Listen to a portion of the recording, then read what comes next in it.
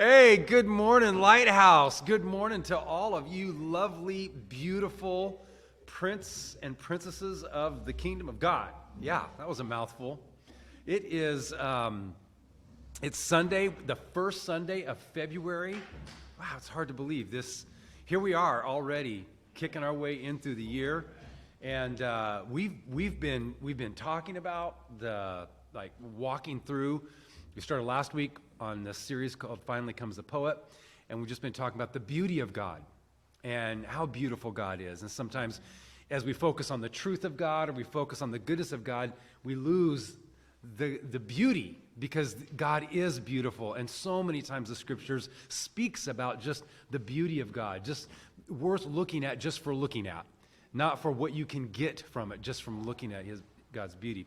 But before we get into what we're going to walk through here today, let's open up a prayer.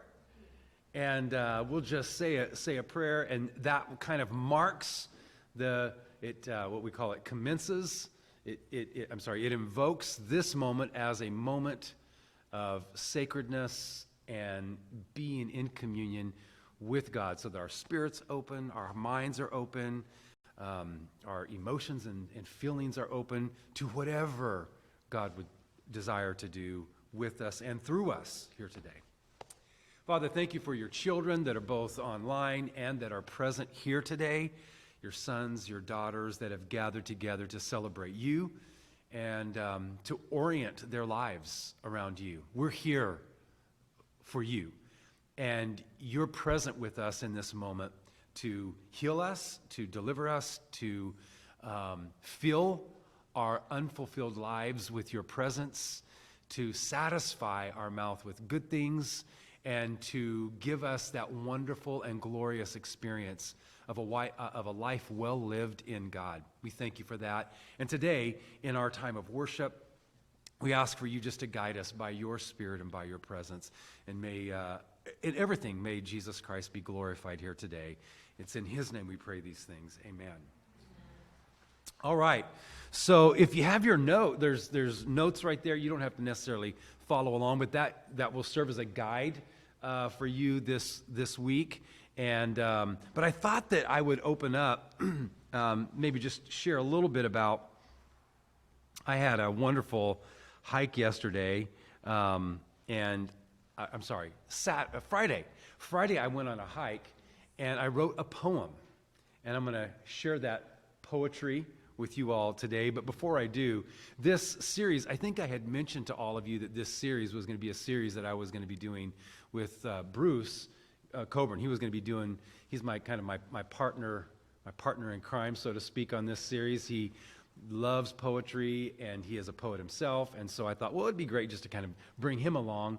And we talked about it, and so he's had a couple things come up the past couple of weeks, so he's not been able to participate in it up to this point. But we'll get going with that going forward. So I've been trying to just I'm not a poet. Well, maybe I'm a novice. Maybe I'm a wannabe, a wannabe poet. So I've been trying to kind of go along this, just doing some introduction along the way. But that said, here is my little stab at poetry from my hike on Friday. I rounded the corner on the old railroad trail, high on old Mount Tam, and saw the tree, a bold Pacific madrone, crowned with a glistening head of fire. Lava gold dripped down her trunk, attracting the eye of the sun. Birds wrote songs to her perched within her shady respite. And then the tree saw that I saw her. She blushed. She was aware that I was aware, and I was aware that she was aware. And in that moment, the hourglass tilted, rested, useless for what happened next, and the sands trickled no more. We stared at each other, wondering what the other was seeing. I was not her ambience, and she was not mine. But we looked through each other into the eyes that were looking through us. And then I saw with brighter eyes, the moment grander still, for peering through her steadfast veil was the Creator spying me.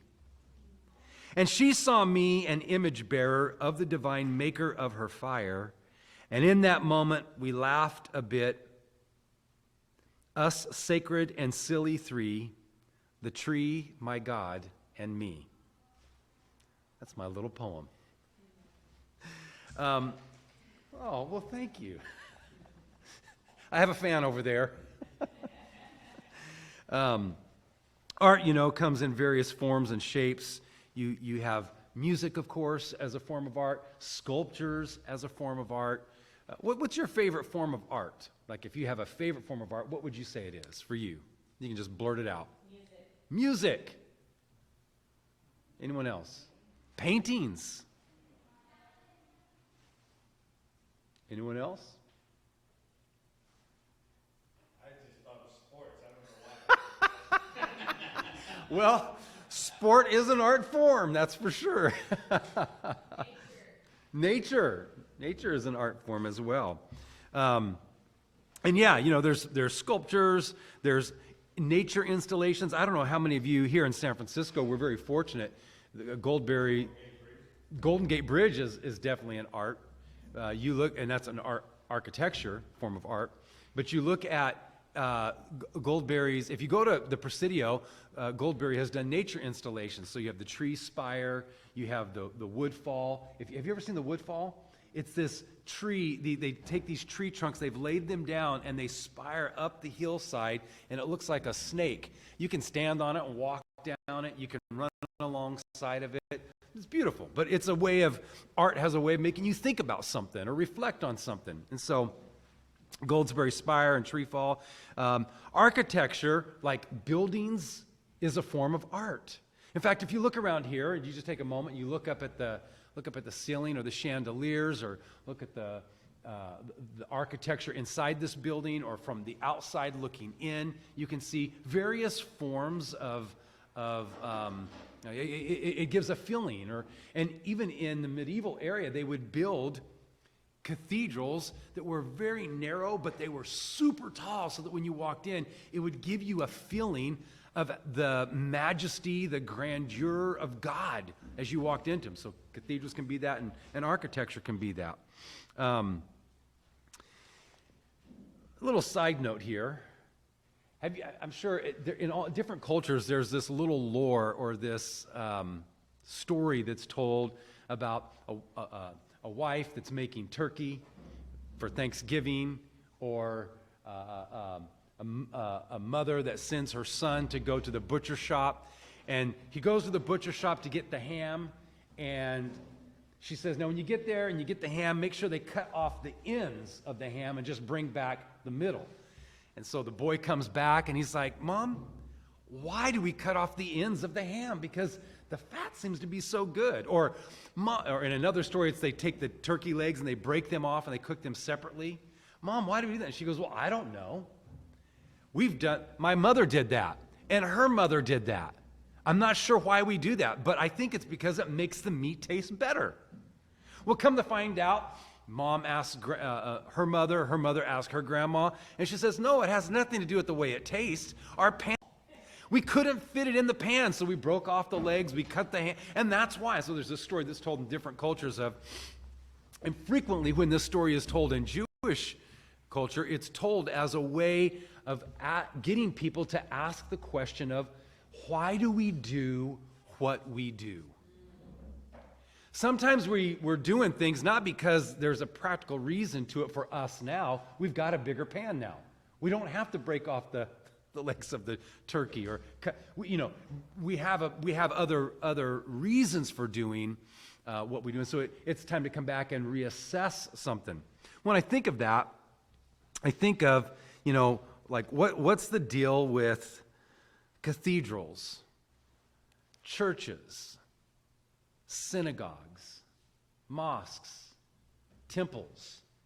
Like, you go in any culture, in any country, in any place in the world, and you're going to find one of these buildings Sometimes it's in the center. If you go in Europe, the cathedral is in the very middle of the city or of the town.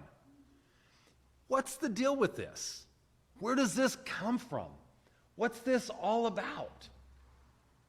Why? And why do we continue to proliferate this? The idea of a temple goes back. Somebody say way back. Yeah, it goes way back. In fact, anthropologists tell us we used to be told that civilizations, the need for a city, the need for a town or a village, happened during the agricultural revolution or during the domestication of animals. And so we had food and we had these animals and we had this agriculture. And so we were told way back in our history classes that civilization developed as a need for people to get together and share their goods. And for the past, 100 plus years or so, that's what we were told civilizations eventually came together. Like, people come together and live in a city so that they can do commerce, so that they can trade, so that they can exchange this for that. And about 7 years ago, we discovered, archaeologists discovered in Göbekli Tepe a temple. It is the oldest civilization dig that has been unearthed ever. Thousands and thousands and thousands of years BC, the oldest. As they begin to unearth it, they were expecting to find, this was probably the first place where a city was built, where people came together to exchange food, to exchange, commerce. But they realized as they started digging that, no, this predates by thousands of years the agricultural revolution and the domestication of animals.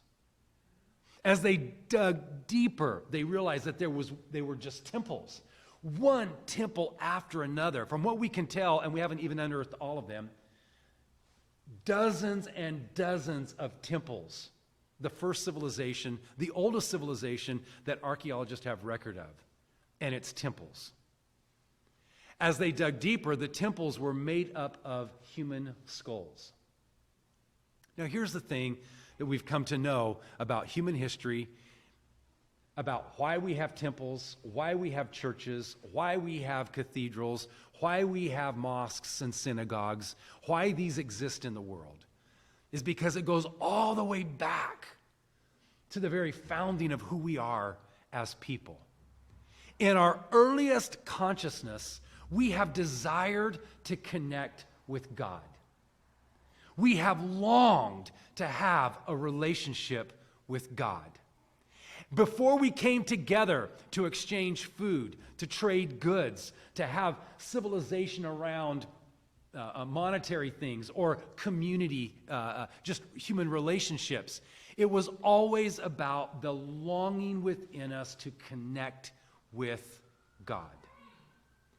And that longing to connect with God was such a strong force, such a powerful force at work within us, that what is consistent with every single temple that we have unearthed that goes all the way back in time is this: human sacrifices. We have desired to connect with God so much that we have been willing to kill another human. And historians have told us this, as we have unearthed this and researched this, it's people usually killing the human that is most valuable to them. Killing their firstborn child. Killing a family member that means the most as a way of somehow procuring the favor of the gods or the God that is being worshipped. Now,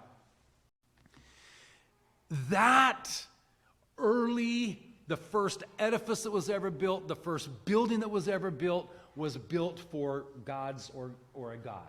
It was a temple of some sort. That is part of the human DNA. It's part of who we are as people. And we've continued to do that over and over and over throughout time.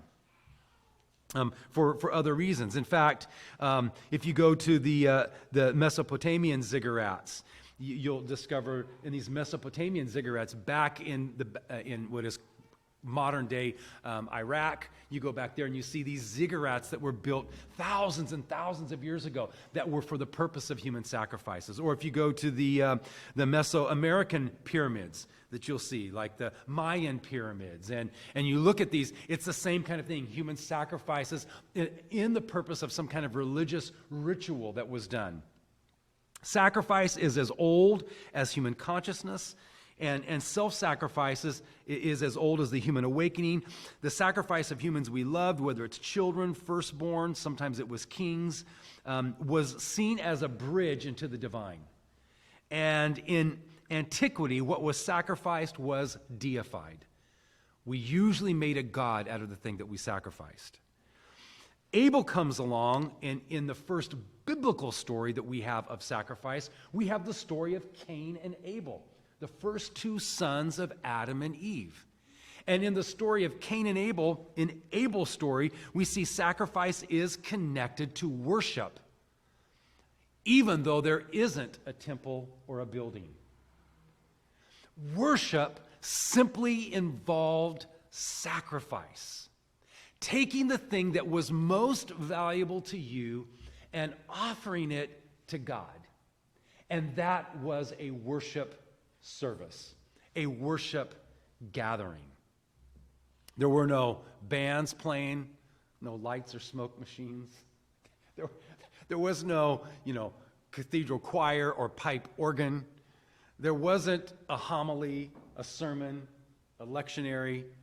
There wasn't any of this. It was just one person bringing what was most valuable, laying it on an altar, and from the heart going, I give this to you in worship. And those of you that have attended here in any length of time, you've heard me describe that really in a very primitive way. This was a way for the people that were laying this altar on a sacrifice and then setting it on fire, and they would watch without the science that we have, the understanding of what happens when something is burned by fire. They would watch this smoke ascend up. And it was a way of transferring something that was material into something that was immaterial. And their way of thinking, very primitive, it was a way of taking something that was material and giving it to spirit, letting it go back up to God. As it burned, it was going back to God. And then they would wait in anticipation. And a couple weeks later, a month later, huge billowing clouds would roll into the valley, and they didn't have irrigation systems like we have today. They depended on rain from the sky to water their crops.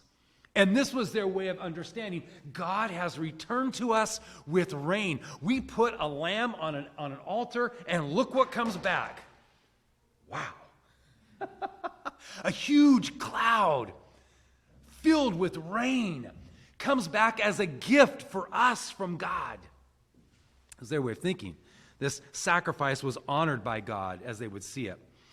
Now, I think there's a tendency for us, let me just say here, self-sacrifice, whether it was a lamb, something chosen from the flock, it always was the costliest and the best that was given to God from a person's personal relativity. This idea of self-sacrifice should not be confused with delayed gratification that we think of today. We think today, I will delay gratifying myself with X, Y, or Z. I won't get that expensive car. I won't buy that expensive house. I won't get this or that. I'll save my money and delay gratifying myself for a later date. We sometimes say, I'll sacrifice today. But this is not the same thing as self-sacrifice, because in this sense, it's just me simply saying, I'm not going to take for myself today, I'm going to take for myself tomorrow. Right? It's different. Delayed gratification is not sacrifice. Self-sacrifice is actually giving something up, releasing something, giving it away so that you have no return of it. It's not yours at a later date. It's gone. It's given. It's sacrificed. Now, as we think of this, delayed delayed gratification doesn't require faith. It doesn't require absolute loss and the waste of something. It doesn't require a God to be invoked, a spiritual reality to be engaged. It doesn't require love of an other, uppercase other, of a thou. It doesn't require, delayed gratification doesn't require me to love God. It just is me loving myself, the older me, when I get to that age that I can. And self-sacrifice is the present of you loving the thou that is beyond, the thou that transcends. And so there is no worship without sacrifice. And I'm going to get around to the temples and the buildings in a moment. But earliest in our human existence, we understood that sacrifice is worship. And what you sacrifice to determined what you worshiped. And everybody is sacrificing something in their life. As David Foster Wallace says, everybody worships. There is no such thing as an atheist. The only choice you get is what you worship. The atheist simply worships himself. But we all are worshipers, and we all sacrifice to something, to someone. And we sacrifice for something or for someone. So, there is no worship without sacrifice. There is no bridge to the divine without sacrifice. There is no relationship with God without an expression of utmost value, worth, and significance. Why? Why is sacrifice such a significant part of worship? And what does that even mean for us here today? Well, is it because God is too valuable to be reduced to a Happy Meal and a token toy at McDonald's? Probably. Is it because God is too big to be reduced to your butler in the sky that gets you everything you want and serves you hand and foot with white gloves and a little black tailored suit? Is it because that what we value, what we are willing to sacrifice, is the power and the worth of our God? Think of that for a moment. Whatever you're willing to give up, whatever you're willing to sacrifice, is really the value that you attribute to who it is you serve and worship.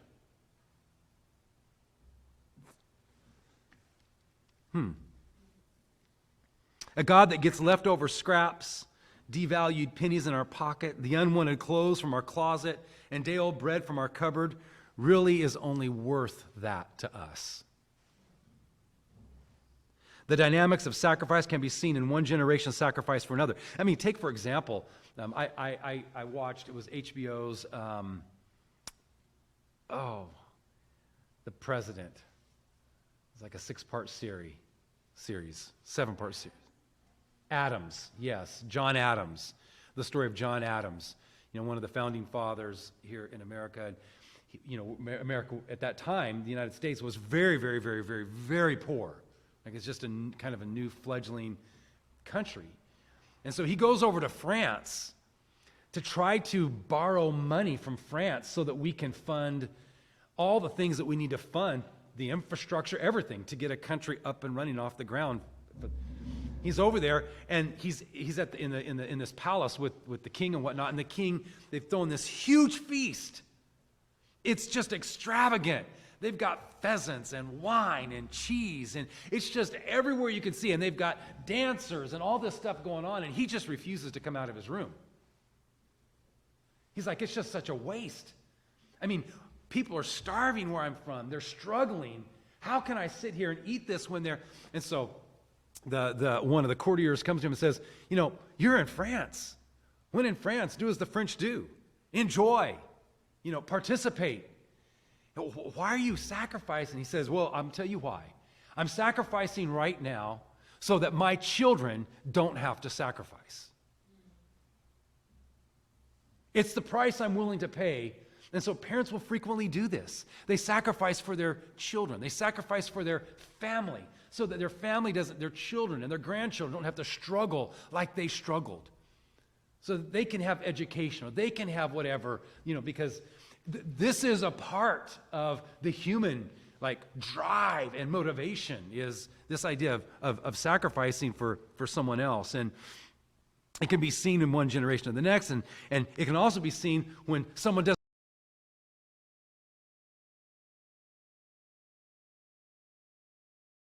right, entitled, that's mine, I deserve it. Why? Because. And they never learned the hard work ethic or the struggle, the going from 0 to 60, right? From going from nothing to something. They weren't there with the deficits. They weren't there when there wasn't enough food. They weren't there when struggling to make ends meet. They weren't there for that. And so they don't understand the value of what it took to get from one place to the next. I've been blessed. Yeah, I've got two beautiful, beautiful kids that they get it. Both of them get it in different ways. They understand this idea of not being entitled, of being grateful. They always have been extremely thankful and grateful for every little thing. I'll buy them a hamburger at In-N-Out, and it's like, thank you so much, Dad. Thank you for the, it's never this sense of entitlement. And I attribute that really just to God's work in their life. I've seen my daughter do this. She's, and their own willingness to struggle and fight their way through. Drew paying her way through college. I didn't have enough to pay for her to go to college. And she was smart enough to not want to get into student debt. So she's like, I'm going to pay for my own way through college. And she did. She fought and, worked a couple of jobs and did it, put her way through. And I've seen it with my son and some of the things he's doing. The other day, just to give an example of this, one of our partners is going through just a very, very difficult time financially, struggling financially to the tune of thousands of dollars. And not just a struggle, but under threat of losing a house and losing, everything. And I told Jed, I was like, man, I want to do something. I don't have what it takes to really fully help out, but I want to do something. And he's like, take all my money. Now here's a kid that's working minimum wage, right? Trying to just make ends meet like everybody else, but has really, really, really worked at saving. That's been his goal. I'm going to save and save and save, and I want to be able to buy property someday and make an investment. I have all these ideas of what I want to do. So he's been saving for that, and now a need comes along and realizes, here's the dream of what I want with my life, but here is someone that's desperately in need. Just take it. Sacrifice, being willing to give whatever you can, however you can, is really at the heart of what it means to be a healthy, whole human. And without it, we're just not true worshipers. We're just not true. We're not really alive. We're living in the tyranny, under the tyranny of fear, of scarcity, fear of there not being enough, fear of the what ifs. This happened to me, and what if that happens to me? And worshipers are those that find a way to live in faith, not fear. And that journey of faith we see, and I'm getting to the temple part, we see in Abraham. Eventually, a global phenomenon of temples across cultures and times. People wanted to connect with the divine, and all of them doing it through the act of human sacrifices. And so I recently read a doctoral dissertation on the Tower of Babel. How many of you are familiar with the Tower of Babel in the Bible? Yeah. There's the story of this Tower of Babel. This doctoral dissertation that I read illustrated how that the Tower of Babel was basically built off of human sacrifices. This is what was going on that built this tower. So all of these things I've talked about, the ziggurats, the pyramids, these essentially are pieces of architecture that form places of worship for sacrifices. Whether it was the ziggurats that are these terraces that build all the way up to the top that's flat, and they'd put an altar on top of it. And in Abraham's day in Ur, this flattened top, this ziggurat that built its way up. You would grab your firstborn child. You would walk out late on a night of a full moon. You would make your way up to the top, and there would be these dancing priestesses with a huge fire in the center, and they would dance intoxicated with the demons that were in them, dance all around. You would grab your child, your son, your daughter. You'd walk over. The mom would be crying and trembling. The father would be scared because in that day, children were not viewed as children are viewed today. There were no welfare systems. There was no Social Security. There wasn't any kind of retirement plan. Your kids were your retirement. And if you had no children, you would die without retirement. And so the person that had the most children had the largest retirement. It was free labor. They would work for you. They would pay it back to you. You had given to them the first 18 or whatever, 15 years of their life. And then in the last 15, 18 years of yours, they were working for you. No kids. And so there was this fear of, your sense of like, how will I retire? Where will the money come from? That was all put in kids. And so you would take the thing that mattered most to you, your sense of livelihood and worth. You would walk up, you'd place that child on an altar. You would kill that kid as a way of appeasing all the gods that were out there, and that somehow the fertility gods would then bless your life with more children. Abraham grows up in this world, and this world is not just in Mesopotamia. This world is in Mesoamerica. This world is everywhere where these ziggurats are. Human sacrifices, fertility gods, temples that were built to somehow connect with God and bless our life through that connection, that prosperity from that God. Now, Abraham lives in that world. And God speaks to Abraham and says, "Get out of here. Before I give you a son, I want you far gone from this place. I don't want to give you a son and you take him and put him up on that altar and kill him. So get out of here." And Abraham leaves Ur. This is Genesis chapter 10. He leaves Ur. And he goes far from there looking, Hebrews tells us, looking for a city which had foundations, whose builder and maker is God. He's looking for the people that are just like him. Like, is there anybody out there that thinks this is ludicrous? Is there anyone out there that thinks this is absolute insanity? Come on, to kill your kid and sacrifice your kid? What kind of a God would want that? So he's searching for that, and he's looking for that. In the process of that, Abraham comes to identify that God's cathedral is not built with hands. He stands out under the starry sky and hears God speak to him and say, "I will give you as many children as the stars in the sky." It's like, wow. God is not a pyramid. God is not a ziggurat. God is much bigger than all of that. And as he goes along, both him, his son, and his grandson will begin to name places in the name of God. And it begins with him on Mount Moriah, where he calls the place on Mount Moriah, where God says, "Take your son," it's a test, "take your son, your only son, up to Mount Moriah and sacrifice him unto me."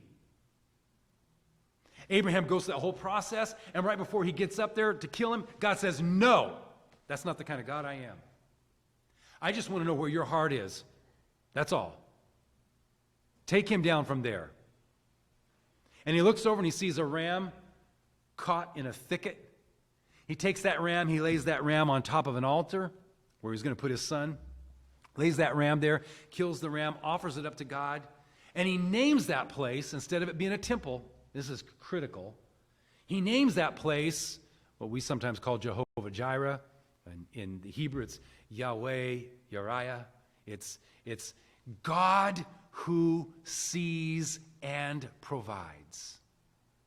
So now, God's not a temple, but God's name gets placed in certain locations. His grandson will do that when he sees God, when he has the dream about God.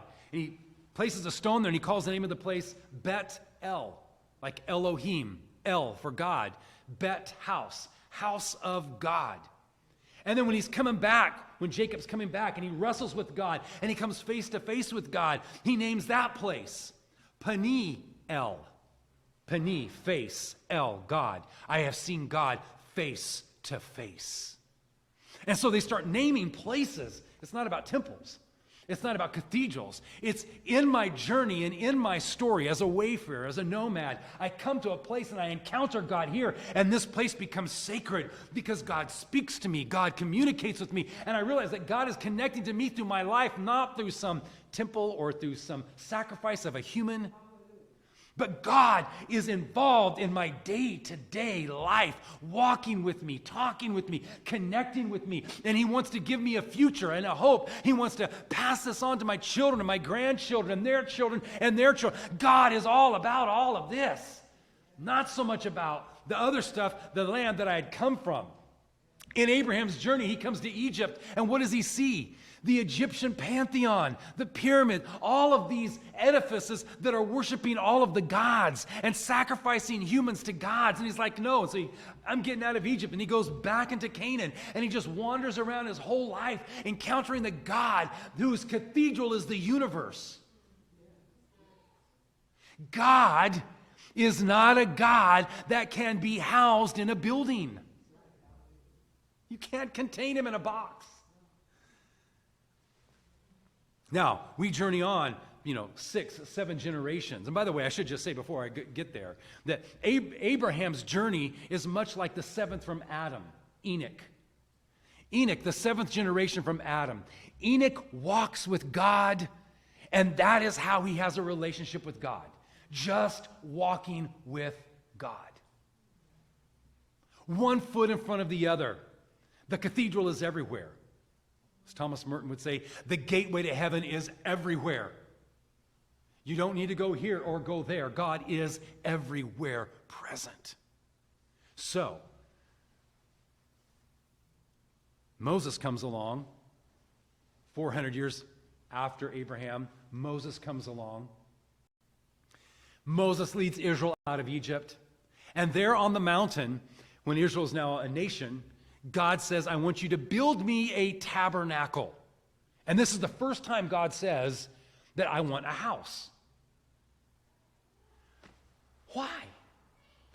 Well, God just wanted them to have some kind of physical representation that they would know that God is in the camp.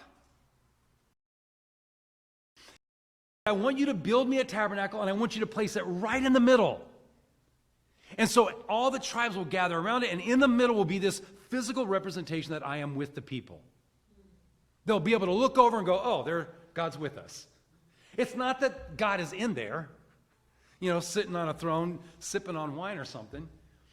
It's just that it represents God's with us. It's a symbol. It's a representation, but it's not literal. And they understood that, right?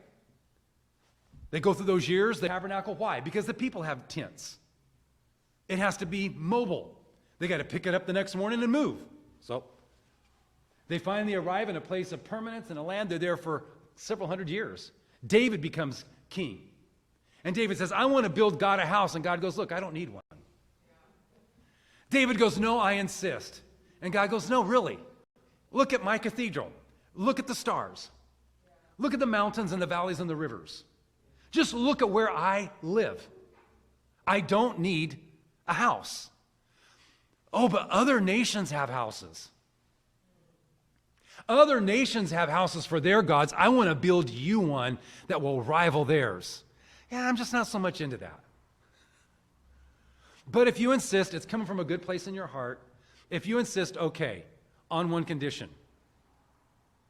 What's that? Says David. You can't build it. Why? Because you're a violent person. You have killed a lot of people as a warrior. My house will not be built by the same hands that have killed another life. Your son, he can build it, but not you. You will die before it's ever built. And we'll take your money and we'll build it with someone that's a peacemaker. But I do not want your bloody hands on my house. Those are strong words for someone who is said to be a man after God's own heart. For someone who's written the majority of the Psalms that we pray and that we sing and that we connect to God through. For someone that was the greatest king of Israel. For someone who prophesied words that Jesus is quoted as using in his prayers. And God says, no. I will not have violence associated with my house. And David honors that. Solomon builds this tabernacle. It's beautiful. A temple. It's beautiful. And God says, but here's the thing about this temple. The moment that it becomes something other than what it's supposed to be, it's gone. It's temporal. Because my kingdom is eternal. This thing's going to fade at some point, and I know human hearts, I know what they do. They're worshiping me one day, and then the next day they're worshiping their stuff. I know how that goes. And I'm just telling you, I will not be part I will not be part of that charade. So the moment this becomes something that's not supposed to be, it's gone. And I will not only do away with this temple, but I will also take you and move you to the land of the people of whose gods you're worshiping. So if you start worshiping Babylonian gods, well, then you can go serve them. Or if you start worshiping Assyrian gods, well, then you can go worship there. And if you worship me, you can stay here. What happens? Well, about 500 years later, 300 plus years later, Israel goes to Assyria, and then Judah, the southern kingdom, it goes away to Babylon. And what happens to the temple? It is completely destroyed. Solomon's glorious temple that the Queen of Sheba shows up at and goes, oh my God, this is amazing. There's nothing like this in all the world. And goes and tells everybody, I've just seen the world. There's nothing like it anywhere forever and ever and ever. Gone. People came from all over the world to see Solomon's temple. Gone. Not one stone left on top, complete rubble. And for 70 years, Israel is in exile in Babylon. 70 years. And then God says, it's time to go back. And here's what Israel says. But we've just got settled in. Yeah, we're just getting kind of acclimated here. Things are going well. We've got businesses. We've got family here. We've got our whole little, town village just made up of our people. And you want us to pack up and travel by foot over 500-600 miles back to where we came from? This is months of travel. And then when we get there, what's there? Rubble. Death, disease.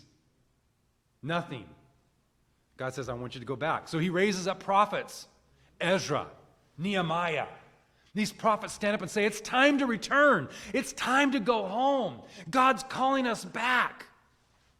And the stories we have of the return are not pretty. They go back kicking and screaming. And when they get home, they cry and they lament and they weep because it is nothing but rubble. And Ezra gets up, Nehemiah gets up. Nehemiah says, let's rebuild the walls of this city. And people are coming in trying to invade them, the bandits, and they're trying to invade them. And one hand, they've got a sword fighting them off. The other hand, they got a trowel, and they're trying to build the wall. And then Nehemiah says, it's time to rebuild the temple. God has told us to rebuild the temple. Now, hold on. God just said that temple's going to be destroyed, and it was destroyed. And now, would he just make up his mind? Does he want a temple or not? What does God want? And this is the journey of an artist. Some art, in God's eyes, is beautiful. As it lays there, it's expressing truth and reality in its rubble, in its overgrownness of vegetation. And there it lays like a wasteland, and there's yet something beautiful in that because it's expressing the truth of the brokenness of humanity. It's art. It's just as much art as it lays there as rubble as it was when it was built up mightily and strong, and Solomon stood outside of it with his nose lifted high and was like, look what we have built for our God. It's art. It's giving expression to spiritual realities. It's art. And now God says rebuild it. Why? Because it's expressing what God's wanting them to express, that his people can rebuild after something has been utterly destroyed. That all is not lost. That you do not have to be swallowed up by the enemy. You can go back and rebuild. God is with you. And so they rebuild. Now, there's a catch here. They rebuild this temple. But when they get done rebuilding it, there are people that sit down and weep. There's entire chapters written on this. You know why they're crying? Because it's not as glorious as Solomon's temple. And they are heart-stricken. And they are broken. It's just like a little shanty shack. But God's happy with it. Why? Well, because this really isn't his cathedral. He's got the stars. He's got the river and the mountains. He's over there and yonder over there. God's everywhere. This is just a symbol that we are not defeated. It's just a symbol that God is with us. We've come back all of these miles. And here's the truth. And we have learned through this journey. And they had. They had learned not to be entitled. They had learned not to be ungrateful. They had learned how to appreciate God and take value in the little things. In fact, this is where we kind of get the whole idea. Do not despise the days of small things. When it's small and seemingly insignificant. When we're sacrificing, we're barely able to rub 2 pennies together.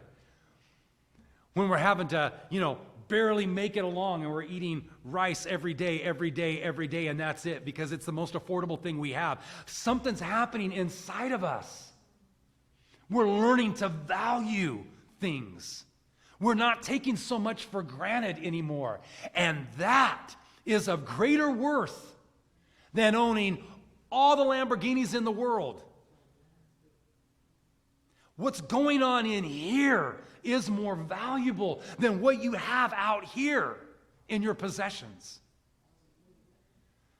And this is what God's really intent upon his people discovering. And this is what transformation is all about. It's this inner work that God is doing because he's looking for the beauty and the art that is happening inside of you and inside of me.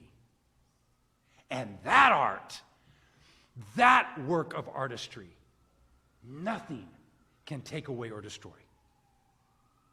It's God's work. So they build it. Now we're getting to our text, which we'll close with our text today. After all of that. 500 years pass. And basically, it's about 300 years pass. They've come back to Israel. They're rebuilding their lives. 300 years pass. And a king steps on the scene, which you've heard of if you've read the Christian scriptures. His name's Herod. Herod the Great. Herod the Great. And Herod says, all right, Herod really wasn't Jewish. But he had been appointed king over Israel by Rome. Vassal king. Like he was a client king. So he reported to Rome, and he was kind of governor over Israel, that land. Now, what do you do? See, the government up to this point of Israel's history was a monarchy. God ruled from within the temple. But now, what do you do when the country that controls you is not worshiping Yahweh? What do you do at that point?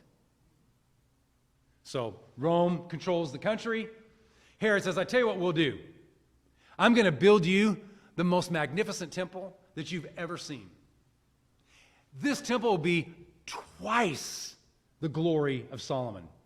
And it was. This temple is going to take decades to build. And it did. This temple will rival every temple in our modern world, is what Herod was saying. And it did. People came from all over the known world to see this temple. They would say it's set on top of a hill, high on top of a hill, and when the sun hit it, because of the white limestone that it was built out of, it could cause a reflection for 200 miles. 200 miles. A reflection of light. That's a temple. Now you got you a temple. They made this temple beautiful. Some of those stones, 8,000 pounds. Huge, huge stones. Cut and chisel, and they put them on like rollers. And they'd get, hundreds of people to push this thing along. That come out and put the roller back there. Push this thing up the hill because they would not build on the temple site. Everything had to be built off of the temple site because the temple site was holy. It could only be brought in and fitted. That's it. No building, no chiseling. All the work was done far away, then it was brought in, and when it was done, it was magnificent. Talk about a work of art. You could look at it and you could feel the power of God. Sense the glory of God. And here is our text. Luke 21. I'm reading from the Message translation because it's a little bit more poetic, and it gets at it. Luke 21, verses 5 through 6. One day, people were standing around talking about the temple, remarking how beautiful it was, the splendor of its stonework and memorial gifts. In other words, they're going, the artist, the sculptor that did this stone right here, look at the detail of that. They're looking and marveling at the artistry. Like, these were the best artists of their day, the highest skilled craftsmen of their day. And you're looking at that and you're going, how did they do that? And they're admiring that. And then it says the memorial gifts. Like, this cost, in our terms, billions and billions of dollars in our world, right? And you're looking at, where did all this money come from? Well, so-and-so, they donated that stone. I know so-and-so, they live on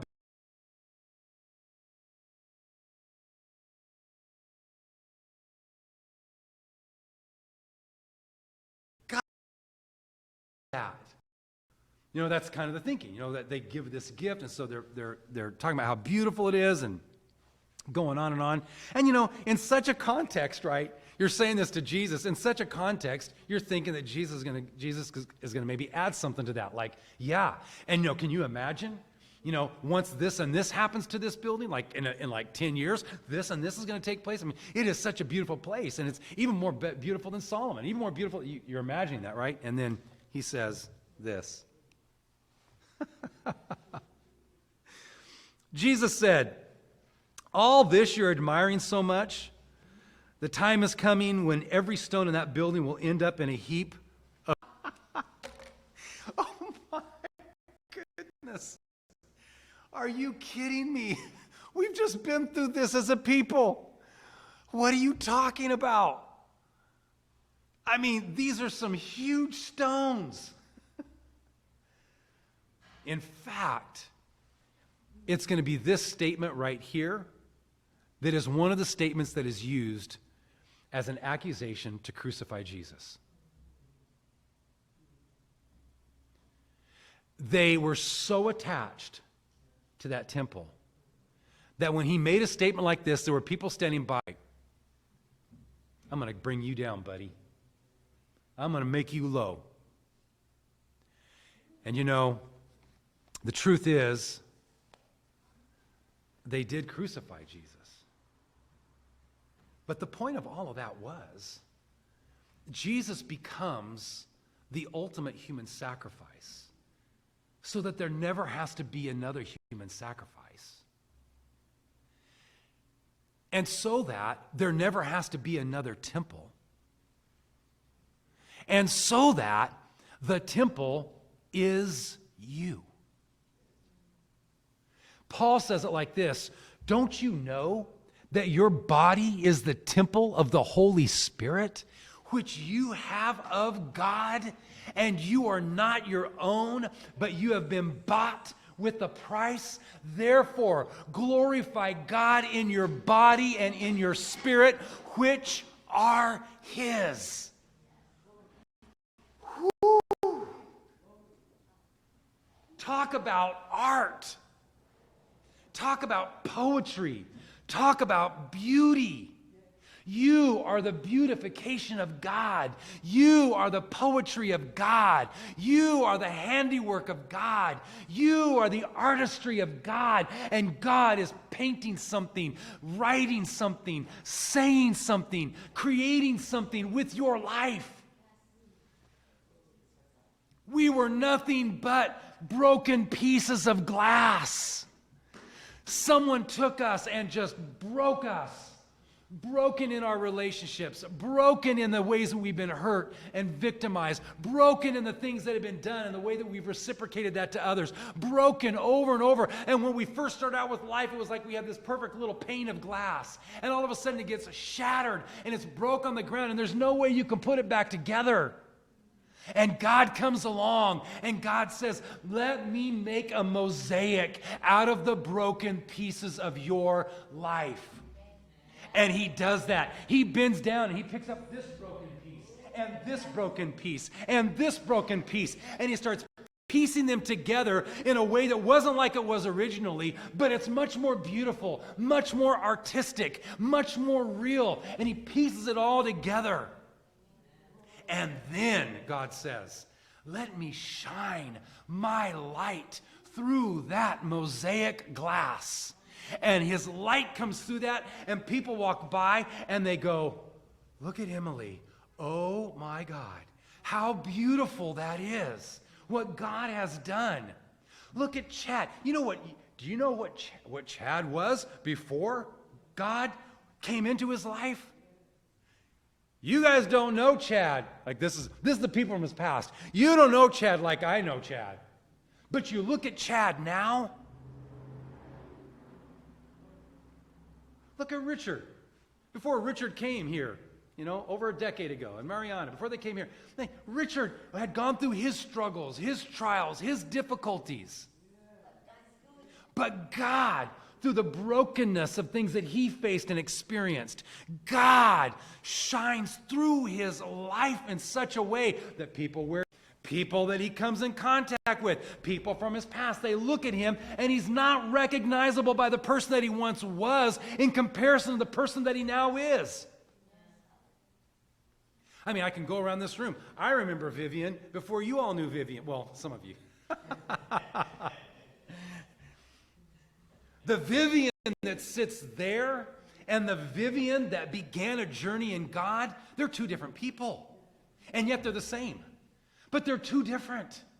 The beauty of God that shines through Vivian's life day in and day out, from a broken life, from a life that was God piecing it together in ways that are glorious. Alex, we talk about walking through times of addiction, walking through times of brokenness. We look at that life that we were a part of before, and then we look at the life that we are a part of now, and we're like, I may not be what I want to be, right? But I'm not what I used to be. Yes. I may not be where I want to be, but I'm not where I once was. And I'm on a journey somewhere, and this is Abraham. I'm not at the ziggurat. Nope, I haven't found the city whose builder and maker is God, but I'm not at the ziggurat either. I'm not sacrificing my son on an altar either. I'm out here somewhere under the cathedral of the stars, walking with God, and no, I haven't found that city, but someday I will get there. Someday I will arrive. And so I may look at my life right now and I may go, man, I haven't yet got there.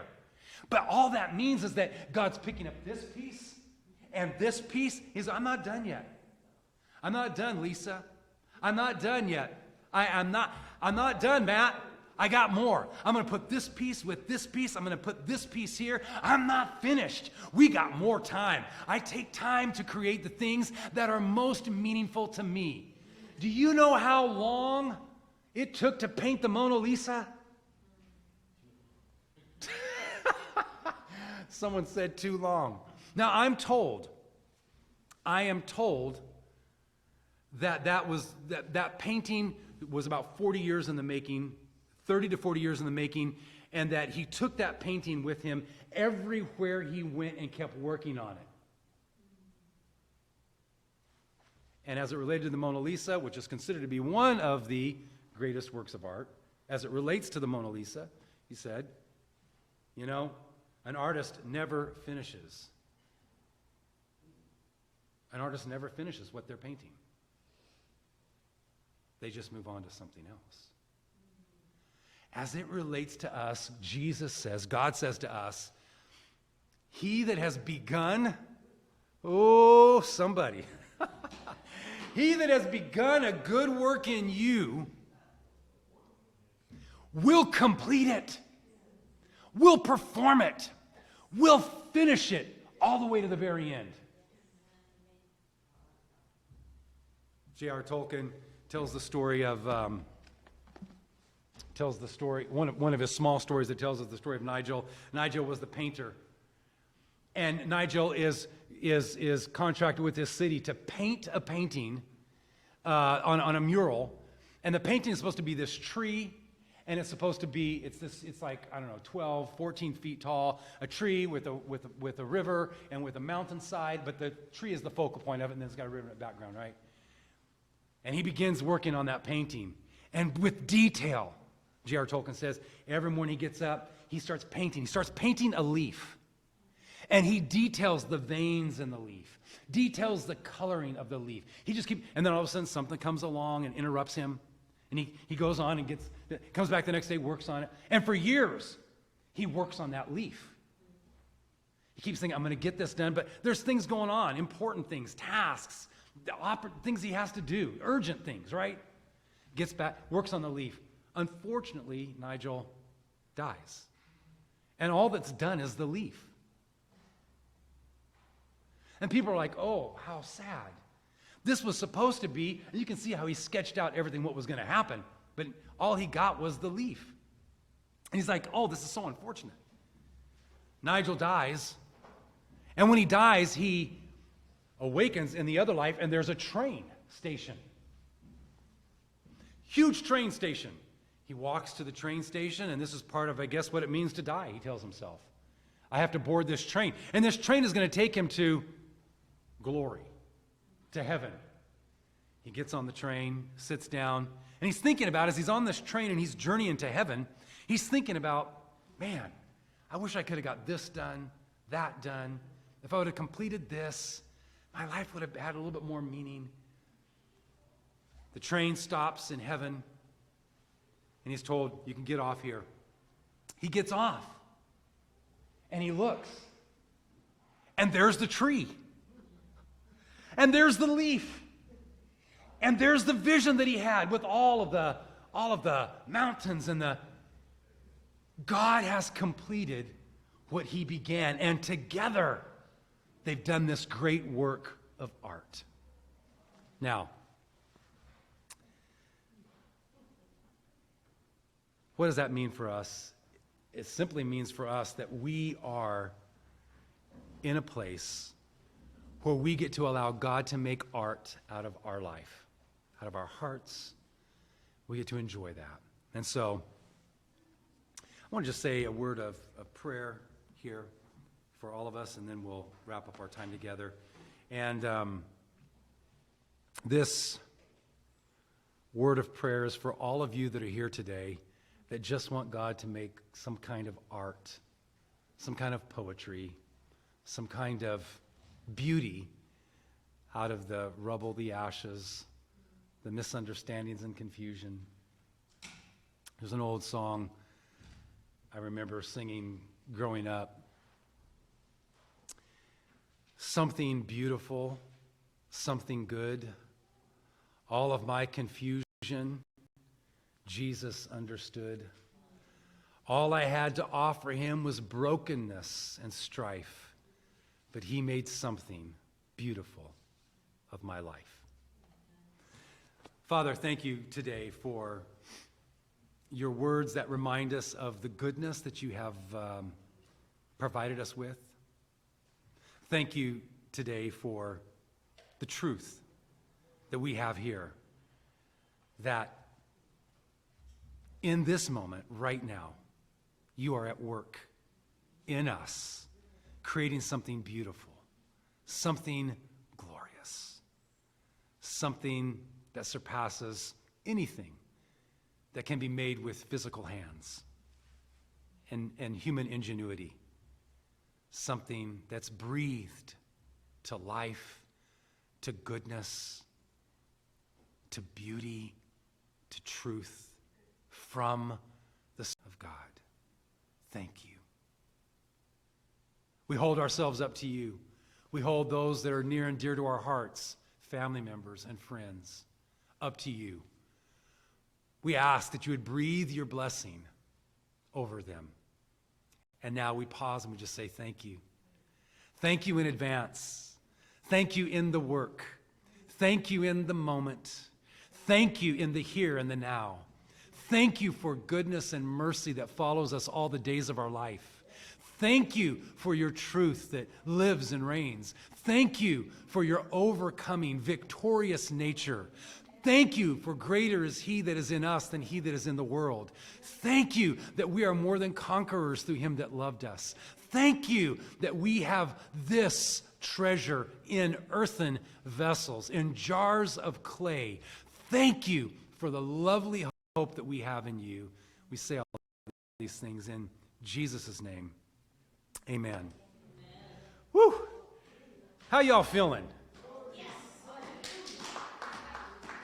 Feeling good?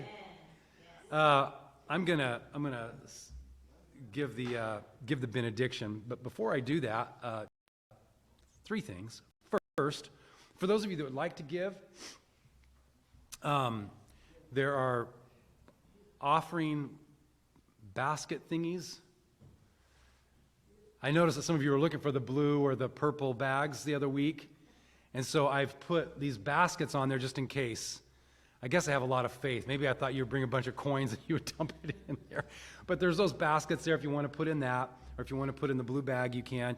Or if it's easier for you online, you can go to our app and you can give digitally, which a lot of people prefer to do that. You can give that way as well. Our giving helps out several things.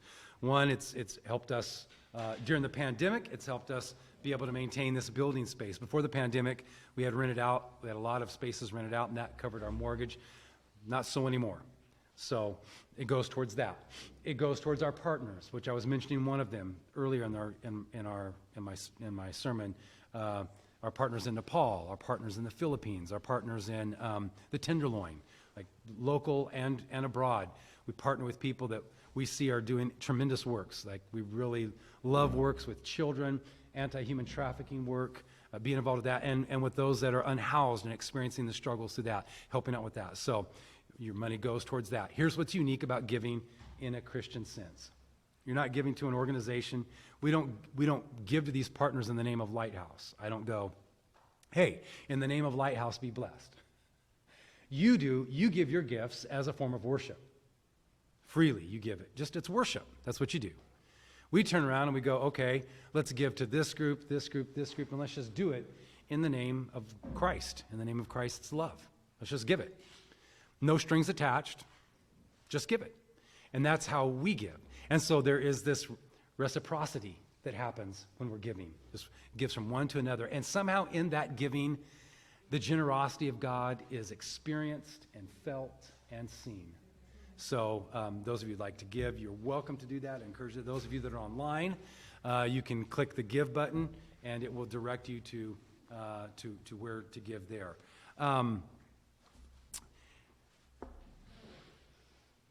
Hallelujah. I want to benedict you. I want you to stay seated while I benedict you, because then I have one more thing I'm going to announce, all right? So, you ready? Kevin, it's so good to see you. I love Kevin. He's just like a bundle of joy. Kind of literally bundled up there. Oh, may the Lord bless and keep you. May his gospel give you peace. May his spirit fill you with joy. May you be his disciples, making disciples. May his face shine upon you, and may you be courageous ones receiving his kingdom in the name of our Lord Jesus Christ. Thank you. Now, my final announcement here today is seated over here to my left hand.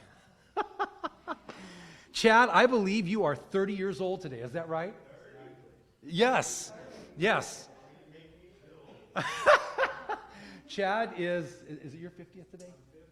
It's Chad's 50th birthday today. And I just want to say a few words about Chad because I appreciate you so very much. When you look into Chad's eyes, in fact, I was saying this to someone last night. I was talking about you behind your back. I was saying it was your birthday, and I was telling him, I was like, it's Chad's birthday. And he's like, oh, really? And he's like, he's a police officer that you've met before here in the city. And he said, he's that guy from the church who his eyes just kind of have this kind of glow of God in them. That's how he described you, from just a couple of interactions that he's had with you. If you've been around Chad any length of time, you know that there's just a certain kind of compassion that he has for anyone that's struggling, that's hurting, that's broken. It's almost like sometimes when I'm around him, I feel like this is probably how Jesus would look towards someone that was hurting. Like you have a sense of feeling of that hurt, like you're experiencing it. It's a beautiful gift. It affects Chad so much. Chad, I say affects, in a good kind of effective way. But it is such a part of his life that I've also witnessed. Chad is just, he is like epitomizes, personifies, is a great example of generosity in every area of his life, with his time, with his finances, with his relationships. He's just generous. Like, just loves to give and give and give and give. And the other week he was saying to me, he goes, I just don't understand. He was like baffled, thoroughly by why some people just don't get the whole generosity thing. It wasn't a judging way. It was just like, I'm kind of curious as to how people don't understand and live in the generosity of God. And, you know, there's so much abundance of God. He was saying this because like God has blessed me. There's so much blessing everywhere I look, blessing upon blessing upon blessing. And a lot of that comes from both Chad and Emily's journey together as they've witnessed, you know, just the goodness. They've witnessed that over and over. So I am so delighted that I get to share your 50th birthday with you. And Emily, his lovely wife, his better half, the fiery, spunky, energized, ready to just tackle hell with a bucket of water. Emily has wanted to put something together for Chad here today, and so we're going to have lunch, some food, some I think it's Filipino cuisine. It's half American cuisine and half Filipino cuisine, so it represents both of you so well. So we can all eat and fellowship. You can hang out as long as you want. And you want me to say a blessing over the food and then? Yes. You're going to put the food first and then I'll say a blessing? Yes. Okay. All right. So food's coming out. Just holler to the people on your little table and vicinity. Have a little time of talking and sharing. Introduce yourself if you don't know who's sitting next to you. And then once the food gets placed out here, I'll say a prayer and then you can grab some and just enjoy our time together. Oh, and for those of you that are online, we love you. You're welcome to head on out and be dismissed.